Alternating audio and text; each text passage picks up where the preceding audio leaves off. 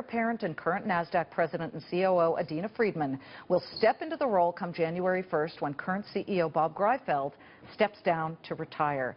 While her ascension was widely anticipated and broken, quite frankly, here on Fox Business, what will she do to bring the expanding global markets operator to the next level?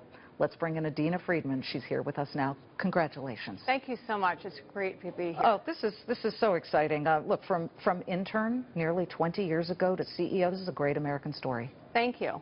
Thank you. As you look at this, what's the first thing you want to tackle? Well, the first thing is to recognize that Bob and I have been working together for a long time.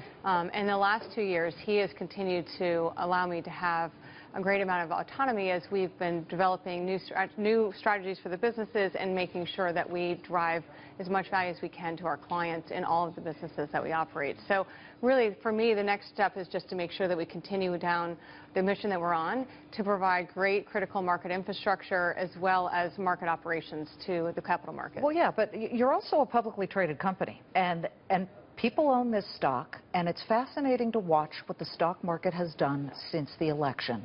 Obviously, the new president-elect wants to do a bunch of things. Specifically, some of them would be either, and we keep using the word curtail or vaporize, something called Dodd-Frank. And if our viewers don't know what that is, this is the financial crisis era regulation that came into play to avoid, or at least the hopes of avoiding, the next financial crisis.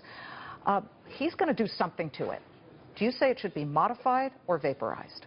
Well, what we look at is we have to remember the history that resulted in Dodd-Frank and make sure that at the end of the day, Dodd-Frank was originally created to create safeguards for investors and for people who are trying to save money for retirement and to make sure that they could have, make sure their life savings were safe. But a lot of companies say it's really hurt their ability, particularly the banks, to grow. Right. So I would also say, though, that whenever you have that kind of sweeping regulation, there are always unintended consequences that come from it.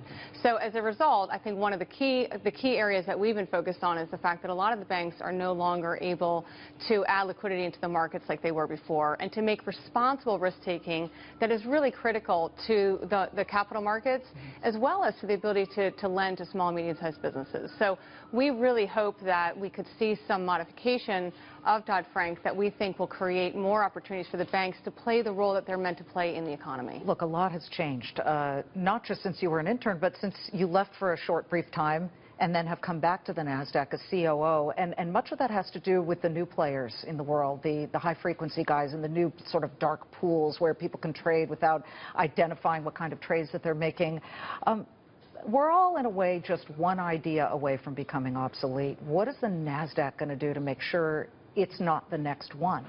So, first of all, technology has always been a huge part of our DNA, and it will continue to be. So we are always looking at emerging technologies and how they can be applied into the capital markets to create the most efficient and effective markets for investors and for market participants. And I think that as we continue to look at some of the emerging technologies that are coming, we think there's actually great potential for a market infrastructure player like NASDAQ to continue to provide great value to the capital markets. What happened to the IPO market? We are on track. And I always think of the NASDAQ because it nabs some of the coolest IPOs. We're on track for the worst IPO market since they've been keeping records, and it's terrible for 2016. How do we get companies to go public again?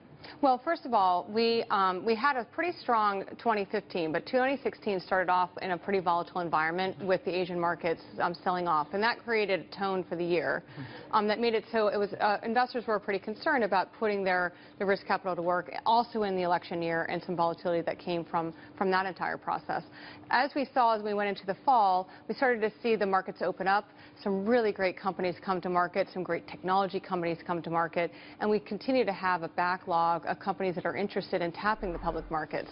NASDAQ this year has had a 74% win rate and over 80% win rate in technology companies. So we're really pleased with our own performance. Well, here we go. And the NASDAQ has had a fabulous day today, up 57 points, finally perking its head up after a couple of down sessions. And the Dow makes it the 4th record in a row for the close. Adena Friedman of the NASDAQ, congratulations and good